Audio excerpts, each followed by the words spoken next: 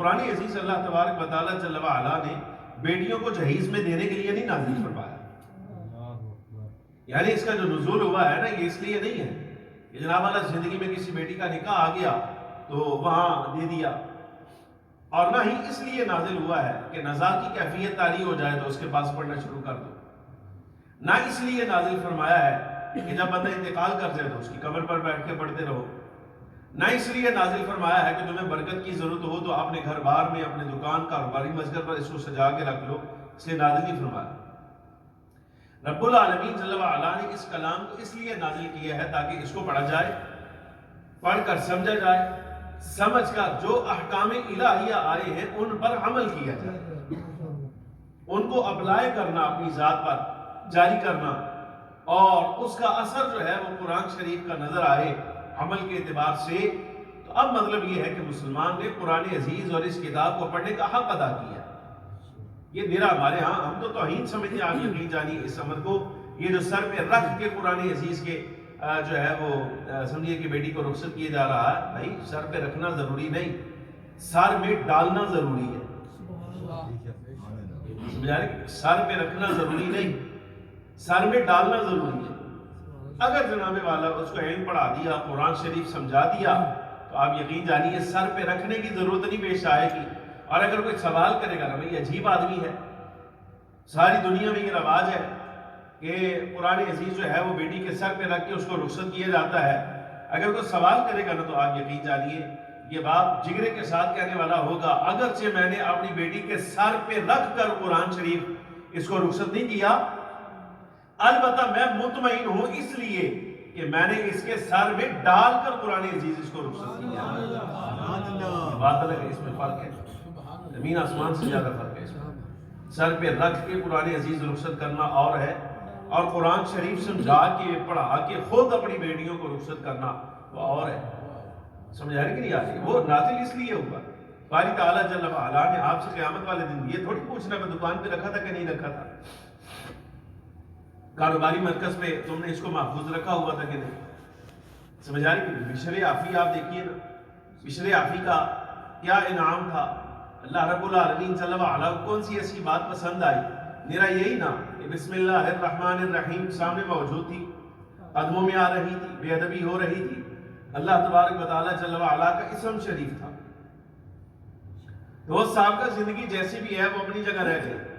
اس کاغذ کو اٹھایا، اٹھا کر صاف کیا، خوشبو لگا کے اپنے گھر میں احترام کے ساتھ بوسہ دے کے اس کو چوم کے جناب والا اس کو اپنے احترام تقریب کے ساتھ رکھا. تو رب العالمین صلی اللہ علیہ کی جناب سے آواز آئی غیب سے، فرمایا تم نے ہمارے نام کا احترام کیا ہے، وہ کاغذ جس پہ ہمارا نام لکھا تھا، ہمارا ذکر لکھا تھا، تم نے اس کو پاک کیا ہے، ہماری طرف سے انعام ہے، ہم تمہارا باطن پاک کر رہے ہیں. اس کے بعد باقی معاملات اب دنیا بشر حافی حافی حافی حافی حافی کا مطلب سمجھے، حافی کا مطلب ہوتا ہے اس زمانے ننگے پاؤں چلنے والا، حافی ننگے پاؤں چلنے والا. اب آپ دیکھ لیجئے وہ کیفیت یہ ہے، ننگے پاؤں چلنے والا، دنیا اس کے ذکر کے بغیر اس کو سانس نہیں آتا. کیوں؟ اللہ رب العالمین جل وعلا نے جو کہ انعام دیا ہے، اس انعام کی برکت سے لوگوں کے دلوں میں محبت ڈال دی. اس کو یہ ہے قرآن عزیز صرف بسم اللہ شریف کا اکرام اور احترام کرنے والا. ہمارے ہاں سال ہر سال تک مٹی پڑتا رہتا ہے قرآن عزیز. لا حول ولا قوت الا باللہ العلی العظیم. بوسیدہ ہو جائے آپ یقین جانیے قرآن شریف کے بارے میں آج تک کسی کو یہ معلوم نہیں ہے کہ اگر حالت یہ ہو جائے، اگر یہ حالت ہو جائے قرآن شریف کی کہ آپ پڑھا نہیں جا سکتا، اس کا کرنا کیا ہے؟ یہ جا کے جو دریاؤں میں بہاتے، نہر میں ڈال دیا، چلتے پانی میں، کہتے چلتے پانی میں ڈال دیا. اور آپ یقین جانیے اللہ کی قسم اٹھا کر یہ بات کہہ رہا ہوں، جو لوگ یہ کام کرتے ہیں وہ اس لیے نہیں کرتے کہ قرآن شریف جو ہے وہ محفوظ ہو جائے گا. آپ یقین جانیے یہ مغر اڑاندے، یقین جانیے یہ اصل لفظ ہیں ان لوگوں کی حالت کے بارے میں. تو قرآن شریف دریاؤں میں جا کے دریا بند کر رہا تھا. یہ احترام نہیں ہوتا، یہ نہیں کہ قرآن شریف کو محفوظ کر لیا ہے، یہ مغر اڑایا ہے. سچی بات کر رہا ہوں آپ کے ساتھ.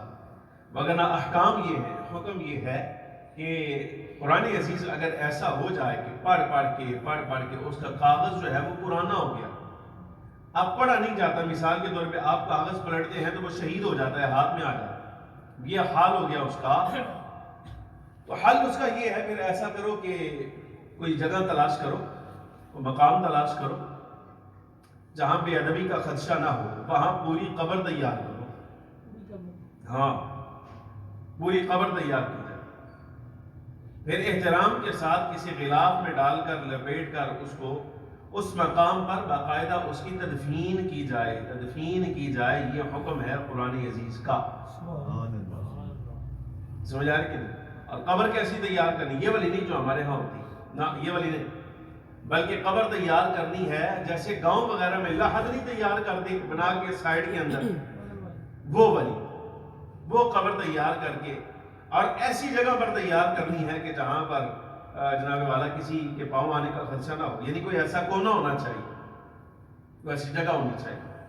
اللہ جزائے خیر دے ان لوگوں کو جو قرآن عزیز ایسے اوراق ہو جاتے ہیں، پرانے ہو جاتے ہیں، جو اس کی حفاظت کا اہتمام کرتے ہیں، بڑے بڑے سرمایہ دار لوگ ہیں، اللہ نے ان کو توفیق دی، انہوں نے کنویں بنوا دیے کہ وہاں محفوظ کر دیا جائے، وہ کنویں اتنے بڑے بڑے ہیں، وہاں ضائع ہونے کا خدشہ نہیں، وہاں دبا دیا جاتا ہے، رکھ دیا جاتا ہے، کسی کا پاؤں نہیں آئے گا، کچھ نہیں ہوگا، بڑے احترام کے ساتھ اس کو وہاں پر اتار دیا جاتا ہے۔ لیکن ہمارے ہاں جو حالات ہیں قرآن عزیز کلام الہی کی بے ادبی کے، بخدا آپ یقین جانیے میں آپ کو بتا نہیں سکتا کیسے کیسے حالات ہیں،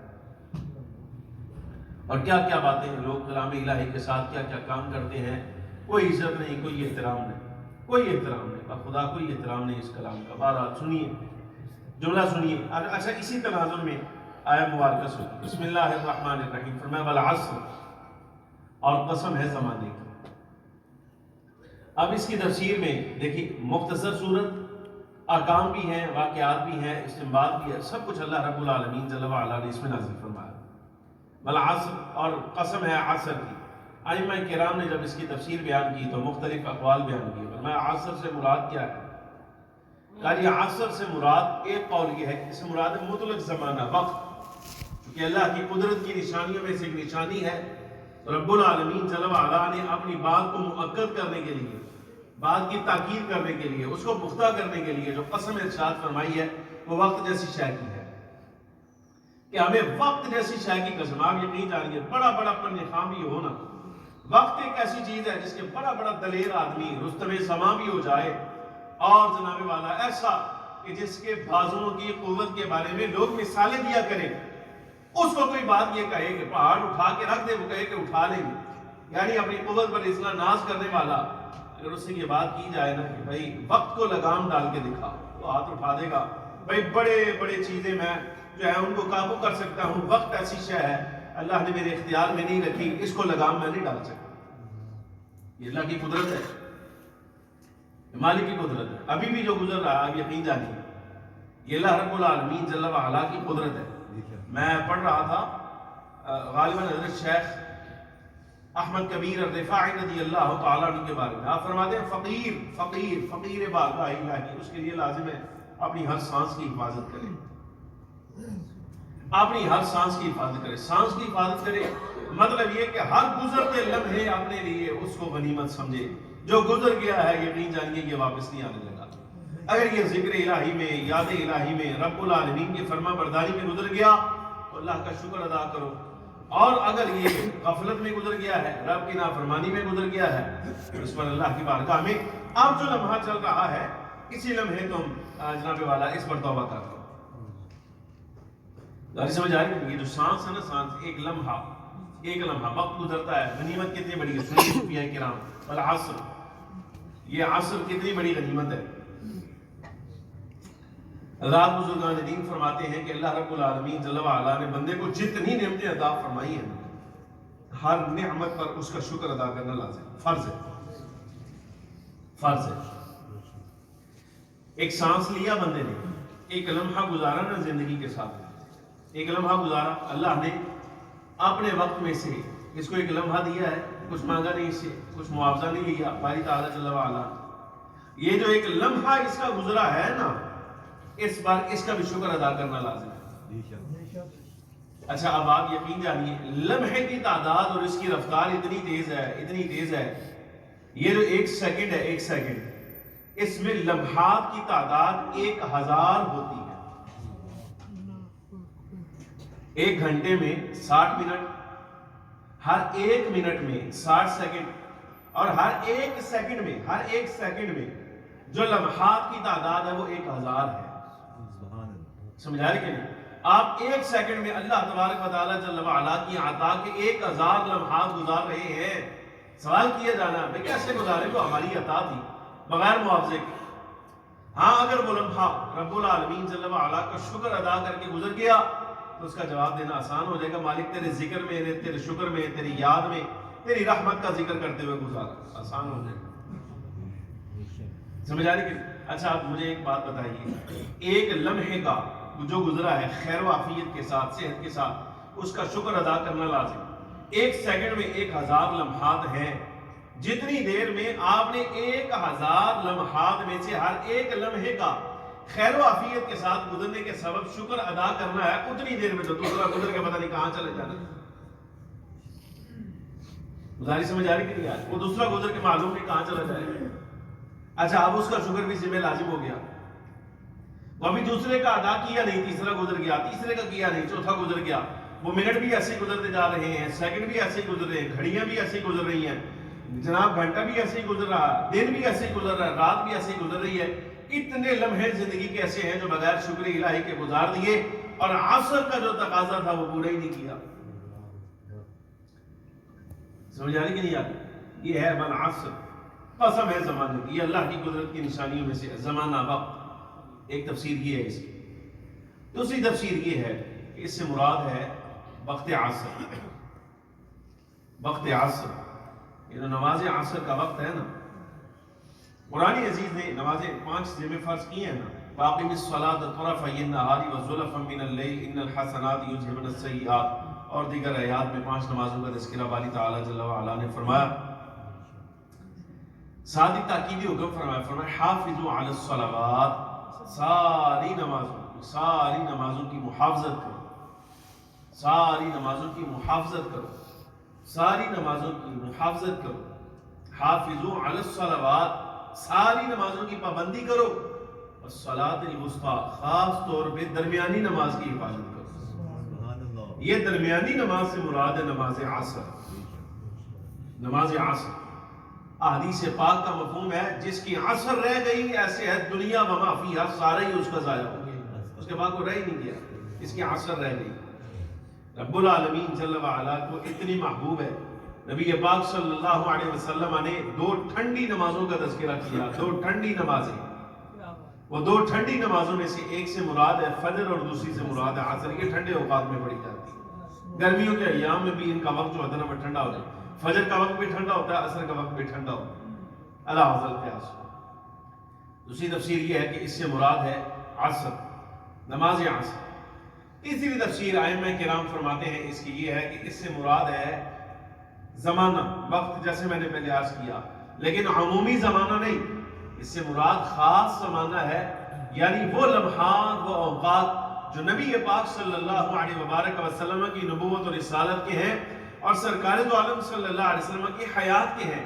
رب العالمین جل وعلا ان کی قسم ارشاد فرما کے فرماتا ہے ہمیں قسم ہے زمانے کی، عام زمانے کی مالک نہ، عام زمانے کی نہیں، ہمیں قسم ہے زمانہ محمدی صلی اللہ علیہ وآلہ وسلم، ہمیں حضور کے زمانے کی قسم ہے. مالک قسم کیوں ارشاد فرمائی؟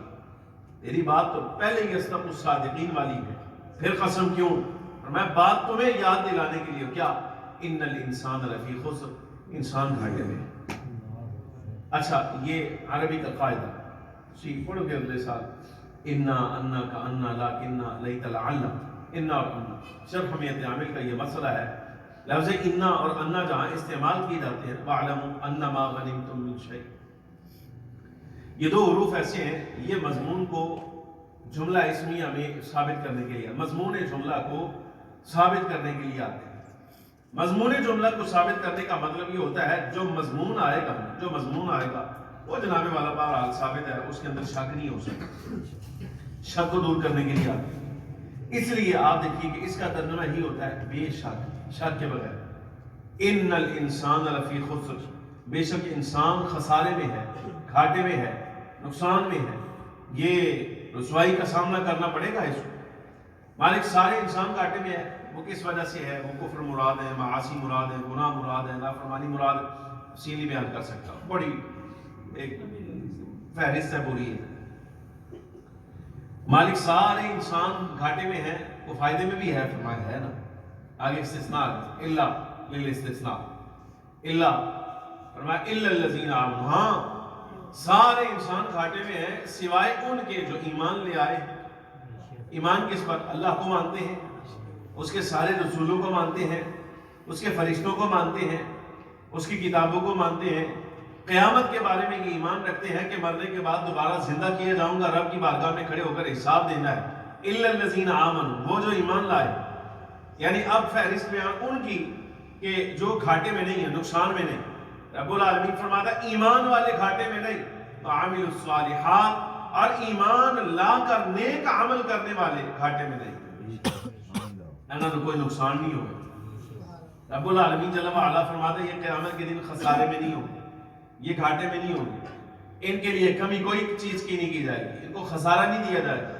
اور مالک ان لوگوں سے فرمایا وتواصوا بالحق، یہ آپس میں ایک دوسرے کو حق کی تلقین کرنے والے، حق کی تلقین کرنے والے، حق بڑا وسیع معنی ہے۔ حق کی تلقین، حق سے مراد اللہ تبارک و تعالی جل وعلا ہے، حق سے مراد قرآن ہے، حق سے مراد نبی پاک صلی اللہ علیہ وبارک وسلم ہے، حق سے مراد اسلام ہے، حق سے مراد قرآن عزیز ہے۔ یہ ایک دوسرے کو حق کے بارے میں تلقین کرنے والے، یہ نہیں یہ کہنے والے بندے خدا کا خوف کر، رب العالمین جل وعلا سے ڈر، رب کے بارے میں تلقین، بھائی اسلام کی پابندی کر، اسلام کے بارے میں تلقین، نبی پاک صلی اللہ علیہ وسلم کے حقوق کا خیال کر، حق کے بارے میں تلقین۔ یہ ساری چیزیں حق میں آ گئی۔ دین کی پابندی کر، حق، دین سے مراد حق ہے، ظاہر سمجھ آ رہی کہ نہیں؟ یہ رب العالمین جل وعلا کے حقوق کی تلقین کرنے والے، اسلام کی پابندی کا خیال کرنے والے، دین کے بارے میں خیال کرنے والے، کتابوں کے بارے میں خیال کرنے والے، اور رسالت محمدیہ کے بارے میں خیال کرنے والے، فرمایا یہ گھاٹے میں نہیں ہے۔ وتواصوا بالصبر، اذیت آ جائے، تکلیف آ جائے، آزمائش آ جائے، امتحان آ جائے، بلا آ جائے، یہ امتحان اور آزمائش کے زمانے میں واویلا کرنے والے نہیں۔ رب العالمین جل وعلا کی طرف سے آزمائش آتی ہے، یہ بات پتہ کی ہے، اس کو یاد فرمائیے، آزمائش اللہ کی طرف سے آتی ہے، امتحان مالک لیتا ہے اپنے بندے کا۔ سمجھا؟ حضرت ایوب علیہ السلام، اللہ رب العالمین جل وعلا نے اس وقت آپ کو مال دیا، حساب ہی کوئی نہیں، مال کا، اولاد کثیر، مال کثیر، جائیداد کثیر، زمین کثیر، جانور کثیر، غلام کثیر، ہر شے وافر مقدار میں، لیکن جب باری تعالیٰ جل وعلا نے آزمائش کی تو سارا کچھ واپس لے لیا، ہر شے واپس، اولاد بھی ساری انتقال کر گیا، مال ڈنگر بھی سارا گیا، جائیداد زمین بھی سب گیا، حتیٰ کہ گھر بار بھی گیا، ہر شے کلہم رب العالمین جل وعلا نے ازرہ امتحان واپس لے لیا۔ لیکن وہ چونکہ اللہ کے نبی ہیں تو صبر میں ذات ہی بڑی مثالی ہے، صبر ایوب مشہور ہے۔ حضرت سیدنا ایوب علیہ السلام سے آپ کی عالیہ محترمہ ایک رہ گئی پاس خدمت کرنے والی، آپ بہت زیادہ بیمار ہو گئے، یعنی ہر اعتبار سے وَلَنَبْلُوَنَّكُمْ بِشَيْءٍ مِّنَ الْخَوْفِ وَالْجُوعِ وَنَقْصٍ مِّنَ الْأَمْوَالِ وَالْأَنفُسِ وَالثَّمَرَاتِ، ہر اعتبار سے اللہ نے آزمائش کی۔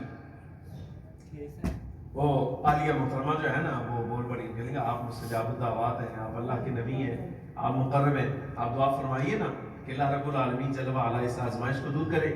فرمایا پر یہ عہد آسائش کا، آرام کا اور یہ خوشحالی کا دور کتنا دیکھا؟ ایک قول کے مطابق آج 30 سال، ایک قول کے مطابق 40 سال، اور بھی اقوال ملتے ہیں۔ فرمایا دیکھ مجھے حیا آتی ہے کہ جتنی دیر میں نے اللہ کی نعمتیں آسائشیں استعمال کی ہیں، کم از کم اتنا وقت تو میرے امتحان کا گزر لینا چاہیے۔ اس سے پہلے میں اللہ کی بارگاہ میں دعا کروں، میں جزا فضا کروں، یہ زیب نہیں دیتا، میرے رب جیسے راضی ہے۔ اور نبی پاک صلی اللہ علیہ وسلم کی امت کو تو اللہ تبارک و تعالیٰ جل وعلا نے ایک جملہ ایسا دیا، آپ یقین جانیے اس سے پہلے حضور اکرم صلی اللہ علیہ وسلم کی امت سے پہلے کسی امت کو نہیں دیا ہے۔ وہ کیا ہے؟ جب امتحان آ جائے، الذین اذا اصابتہم مصیبہ، جب ان کو کوئی آزمائش پہنچے، رب العالمین جل وعلا فرماتا ہے یہ اس امت کا خاصہ ہے، قالو، یہ کہتے ہیں، یہ مصیبت میں گھر کے کہتے ہیں کیا؟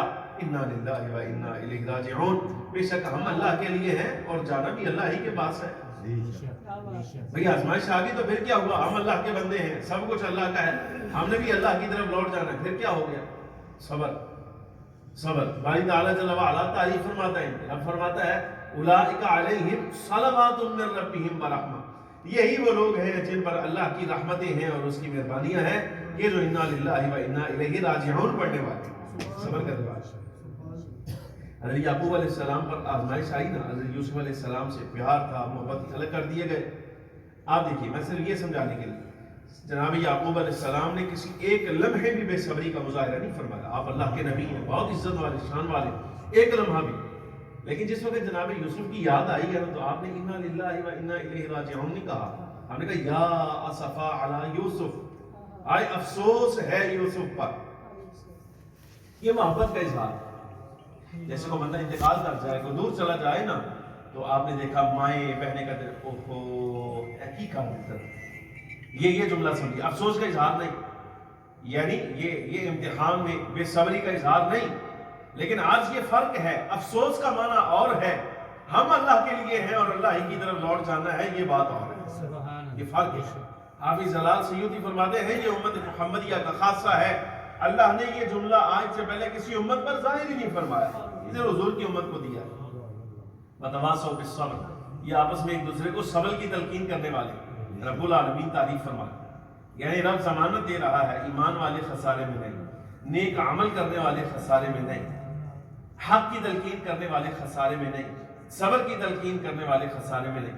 نبی علیہ السلام ارشاد فرماتے ہیں جب کسی بندے کا بیٹا انتقال کر جائے نا، فرشتے روح قبض کرنے والے رب کی بارگاہ میں حاضر ہوتے ہیں تو رب العالمین جل وعلا پوچھتا ہے، فرماتا ہے کیا تم ہو وہ جنہوں نے میرے بندے کے دل کا ٹکڑا، اس کی روح کو قبض کیا؟ سمرادہ فؤادی کے لذت، یہ اس کا جگر کا ٹکڑا، تم جو ہے اس کی روح قبض کر کے آیا، حالانکہ مالک کے حکم سے ہوا ہے، مالک کے حکم سے ہوا ہے. سرکار فرماتا ہے فرشتے عرض کرتے ہیں جی ہاں مالک، ہم ہی اس ڈیوٹی پر مامور تھے. تو رب تعالیٰ جل وعلا فرماتا ہے بتاؤ میرا بندہ کیا کہتا ہے، بتاؤ میرا بندہ کیا کہتا ہے. حضور پر نور سید العالمین صلی اللہ علیہ وسلم فرماتے ہیں وہ جس نے اللہ کا شکر ادا کیا اس لمحے میں، اور اس نے صبر کیا اور اس نے جزا فضا نہ کیا ہو، اے منہ پہ تھپڑ مارنا، گریبان پھاڑ دینا، یہ کرنا وہ کرنا نہ، صبر. رونا ایک الگ بات ہے، بغیر آواز کے بے اختیار رونا محبت میں وہ ایک الگ بات ہے، وہ رحمت کی نشانی ہے، اس پر گرفت نہیں ہے. یہ جو وابیلا ہے نا، تھپڑ مار لینا، گریبان کپڑے پھاڑ دینا، چیخ و پکار کرنا، بے صبری کا مظاہرہ رب پسند نہیں کرتا. اس بات رب تعالیٰ بے صبری کو پسند نہیں فرماتا. فرشتے عرض کرتے ہیں مالک وہ تیری حمد کر رہا تھا، وہ الحمدللہ کہہ رہا تھا، سب تعریفیں اللہ کے. اس کو آگے کسی نے کہا جی بڑا افسوس ہوا تیرا بیٹا انتقال کر گیا. اس نے کہا جی انا للہ و انا الیہ راجعون، قضاء الہی، میرے رب کی رضا، میرے رب کا فیصلہ، میرے رب کا حکم ہے، میرے سر آپ کو. سمجھ آ رہی کہ اتنی بات رب العالمین جل وعلا فرماتا ہے اس میرے بندے کے لیے، یہ صبر کرنے والا جس کا بیٹا انتقال کر گیا، فرمایا میرے اس بندے کے لیے جنت میں ایک گھر تیار کرو، ایک محل تیار کرو، اور اس محل کے باہر لکھنا بیت الحمد، تعریف والا گھر، بیت الحمد. چونکہ اس نے تعریف کی تھی نہ صبر کیا تھا، تو رب العالمین جل وعلا نے بدلے میں جو گھر عطا فرمایا اس گھر کا نام ہی بیت الحمد جنت میں رکھوا دیا.